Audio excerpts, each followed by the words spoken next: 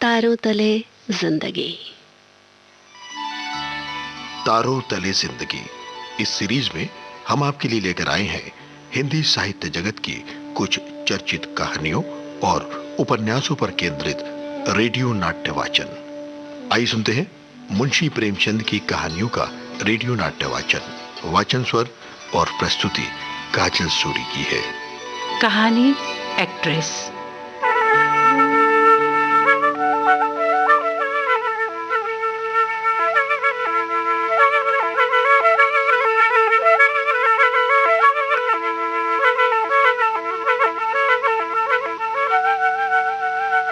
रंगमंच का पर्दा गिर गया। तारा देवी ने शकुंतला का पाठ खेलकर दर्शकों को मुक्त कर दिया। नाटक खत्म हुआ। दर्शक मंच पर आने लगे। उसी वक्त मैनेजर ने आकर दर्शकों को धन्यवाद कहा और वादा किया कि दूसरे दिन फिर वही तमाशा होगा।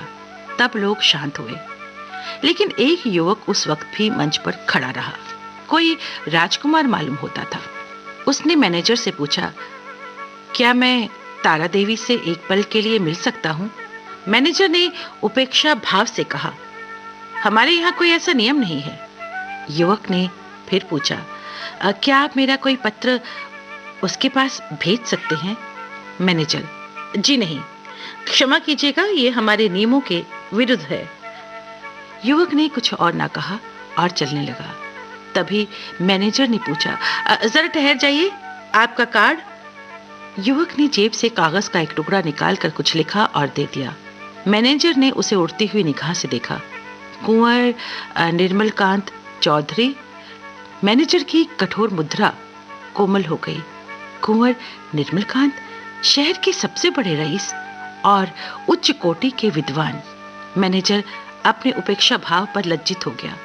विनम्र शब्दों में बोला, माफ कीजिएगा, मुझसे बड़ा अपराध हुआ। मैं अभी तारा देवी के पास आपका कार्ड लिए जाता हूँ। कुंवर साहब ने उसे रुकने का इशारा करके कहा, नहीं, अब रहने ही दीजिए, मैं कल 5 बजे आऊंगा।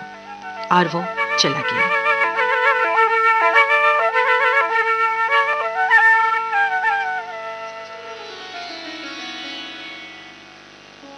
तारा एक साफ सुथरे और सजे हुए कमरे में मेज के सामने किसी ख्याल में गुम बैठी थी। कमरे में बहुत सारे उपहार थे, उनमें एक संदूक भी था। उसने वहां दाई से कहा, वो संदूक मेरे पास ला जरा। दाई ने संदूक लाकर मेज पर रख दिया। तभी एक लड़के ने एक पत्र लाकर तारा को दिया। तारा ने पत्र को देखा। कुंवर निर्मलकांत। लड़के से पूछा, ये पत्र किसने दिया? वो तो नहीं जो रेशमी साफा बांधे हुए थे? लड़के ने केवल इतना कहा, ये मैनेजर साहब ने दिया है। और वो बाहर चला गया। संदूक में सबसे पहले डिब्बा नजर आया। तारा ने उसे खोला तो सच्चे मोतियों का सुंदर हार था। डिब्बे में एक तरफ एक कार्ड भी था। तारा ने लपक कर उसे निकाला और पढ़ा, कुंवर निर्मलकांत। कार्ड उसके हाथ से छूटकर गिर पड़ा। वो भागती हुई मैनेजर के पास गई। तारा ने पूछा, ये कुंवर निर्मलकांत बाहर है क्या? लड़का पत्र देकर भाग गया। मैं उसे कुछ पूछ ना सकी। मैनेजर, वो तुम्हारे चले जाने के बाद ही चले गए और वो कल शाम को 5 बजे आपसे फिर मिलने को आएंगे। बड़े विद्वान आदमी हैं और शहर के सबसे बड़े रईस। कुंवर साहब आ रहे होंगे। तारा आईने के सामने खड़ी तैयार हो रही थी। कुंवर साहब आ गए। आते ही उनकी निगाह तारा की गर्दन पर पड़ी। वो मोतियों का हार जो उन्होंने रात को भेंट किया था चमक रहा था। कुंवर साहब को इतना आनंद हुआ जो पहले कभी नहीं हुआ था। बोले, मैंने आपको आज इतने सवेरे कष्ट दिया, माफ कीजिएगा। तारा ने कहा, इससे ज्यादा खुशी और क्या हो सकती है कि मैं आपसे मिली। अब तो कभी कभी मुलाकात होती रहेगी ना? निर्मलकांत ने मुस्कुरा कर कहा, कभी कभी नहीं, रोज। तारा भी मुस्कुरा दी। दोनों तरफ से इस प्रीति को निभाने के वादे हुए और फिर कल भोज का न्योता देकर कुंवर साहब विदा हुए। 1 महीना गुजर गया। कुंवर साहब दिन में कई कई बार आते। उस दिन संध्या समय कुंवर साहब ने ताराबाई के पास जाकर कहा, तारा, एक बात कहना चाहता हूं, इनकार न करना। तारा का हृदय उछलने लगा। बोली, कहिए, क्या बात है? ऐसी कौन सी वस्तु है जिसे आपकी भेंट करके मैं अपने आप को धन्य समझूं? कुंवर साहब ने उसको शादी का प्रस्ताव दिया। तारा ने स्वीकार कर लिया और खुशी के मारे रोती हुई कुंवर साहब के पैरों पर गिर पड़ी। बोली, मैं तो निराश हो चली थी, आपने बड़ी लंबी परीक्षा ली।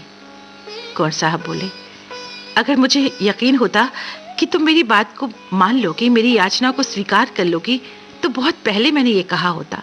बोले, मैंने वकीलों से पूछ लिया है, एक कानून ऐसा है जिसके अनुसार हम और तुम एक प्रेम सूत्र में बंध सकते हैं, उसे सिविल मैरिज कहते हैं। तारा के मुंह से एक शब्द ना निकला। कुंवर साहब चले गए और तारा वही मूर्ति की भांति बैठी रही। विवाह का एक दिन और बाकी है। तारा को चारों तरफ से बधाइयां मिल रही हैं, लेकिन वो उदास है।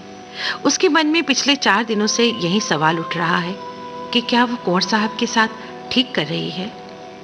क्या वो कुंवर साहब का जीवन सुखी बना सकती है? हाँ, बिल्कुल। इस विषय में उसे बिल्कुल भी संदेह न था, क्योंकि वो कुंवर साहब से बेहद प्रेम करती थी। लेकिन वो एक ढलता हुआ सूरज थी। वो विनोद, वो सरल छवि, विश्वास वो कहाँ से लाएगी जिसके सम्मिश्रण को यौवन कहते हैं? नहीं, वो कितना ही चाहे पर कुंवर साहब के जीवन को सुखी नहीं बना सकती, क्योंकि वो ढलती हुई उम्र में है। वो सोचने लगी, मैं एक रंगी हुई गुड़िया हूं, जवानी मुझसे कब की विदा हो चुकी। तारा ने घड़ी की ओर देखा। केवल 6 घंटे बाकी हैं। सुबह कुंवर साहब उसे विवाह मंदिर में ले जाने के लिए आएंगे। तारा ने एक सफेद साड़ी पहन ली, सारे आभूषण उतार कर रख दिए, गर्म पानी से मुंह हाथ धोया, आईने के सामने जाकर खड़ी हो गई। सोचने लगी, कहाँ थी वो छवि, वो ज्योति जो आंखों को लुभा लेती थी? रूप वही है, पर कांति कहाँ? तारा को अब एक पल भी वहां खड़े रहना कठिन हो गया।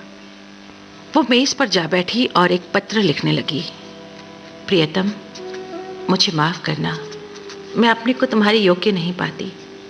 तुमने मुझे जो प्रेम दिया उसकी इस जीवन में मैं आशा ना कर सकती थी।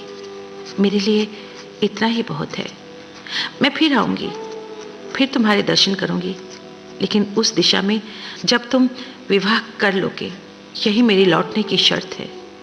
ये आभूषण जो तुमने मेरे लिए भेजे थे, अपनी तरफ से नव वधू के लिए छोड़े जाती हूँ। केवल वो मोतियों का हार जो तुम्हारे प्रेम का पहला उपहार है, अपने साथ लिए जाती हूँ। तुमसे हाथ जोड़कर कहती हूँ, मेरी तलाश ना करना, मैं तुम्हारी हूँ और सदा तुम्हारी रहूंगी। तुम्हारी तारा। ये पत्र लिखकर तारा ने मेज पर रख दिया, मोतियों का हार गले में डाला और बाहर निकल गई। कुछ दूर गलियों में चलने के बाद उसने गंगा का रास्ता पकड़ा। गंगा तट पर सन्नाटा छाया हुआ था। एक छोटी सी नौका किनारे पर लगी हुई थी। मल्हा नौका में बैठा था। उसने मल्हा को पुकारा, ओ माझी, उस पार नाव में ले चलेगा? माझी ने जवाब दिया, इतनी रात गए, नाव न जाए। मगर दूनी मजदूरी की बात सुनकर उसने डांड उठाया और नाव को खोलता हुआ बोला, सरकार, उस पर कहाँ जाए? उस पार एक गांव में जाना है, तारा ने कहा। माझी ने नाव खोल दी। तारा उस पर जा बैठी और नौका मंद मंद गति से चलने लगी।